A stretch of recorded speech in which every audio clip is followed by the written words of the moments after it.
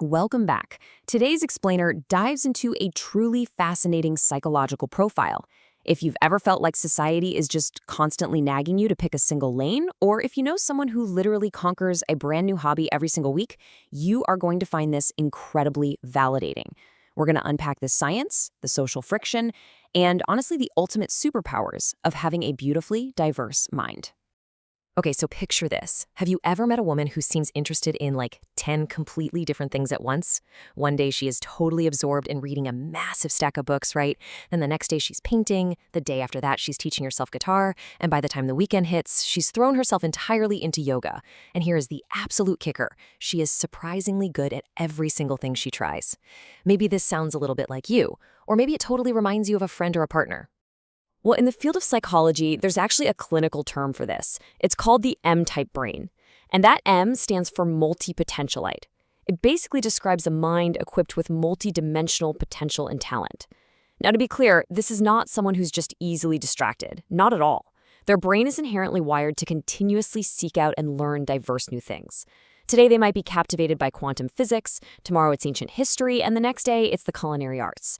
It is this relentless, driving need to explore the world.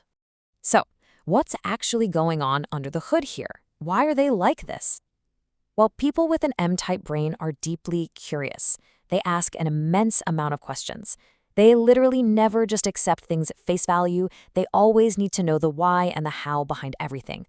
Plus, they genuinely enjoy getting beautifully lost in their own little world of thoughts and interests. Psychology points to a few root causes for this.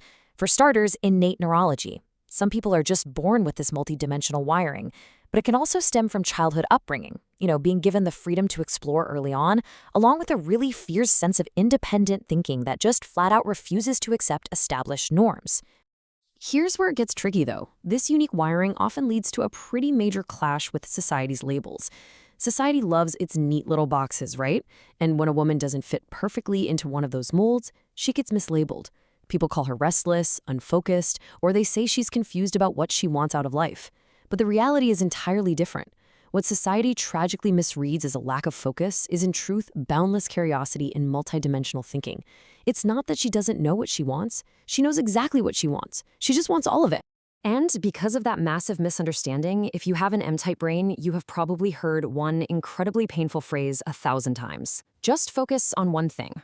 Skeptics, family members, sometimes even well-meaning partners use this pressure to try and force a fit into a normal mold. They're essentially asking these women to abandon pieces of their soul, to drop their passions just to make other people feel more comfortable. It's literally a demand for them to shrink themselves. Now, as you can imagine, this friction creates some very real relationship challenges. Because their interests are so intense that deep engagement is often completely misread as arrogance or emotional distance. Partners might just not get it, wishing for a more traditional dynamic, while family members might constantly pressure them to just settle down and pick a path. Furthermore, with such varied interests, finding like-minded friends who can actually keep up that pace becomes genuinely harder. Ultimately, all of this can lead to them being viewed as lost, which creates a profound and, frankly, unfair sense of isolation. But here is the absolute best part. Society has it completely backward. Researchers in psychology at the University of Wisconsin actually conducted a study on this, and they found that possessing multiple, diverse interests leads to significantly higher levels of creativity and problem-solving ability. I mean, this completely flips the narrative on its head. What the rest of the world sees as a quote-unquote lack of focus is scientifically proven to be a profound cognitive advantage. It's not a flaw, folks. It's an extraordinary superpower. So how does that cognitive advantage translate to the real world, like in your career? Well, because these women are constantly absorbing knowledge from vastly different fields, they bring a super unique intelligence and wisdom to the table. They absolutely excel at high-level creative problem solving, mainly because they can connect the dots between different areas to find solutions that a highly specialized mind might completely miss.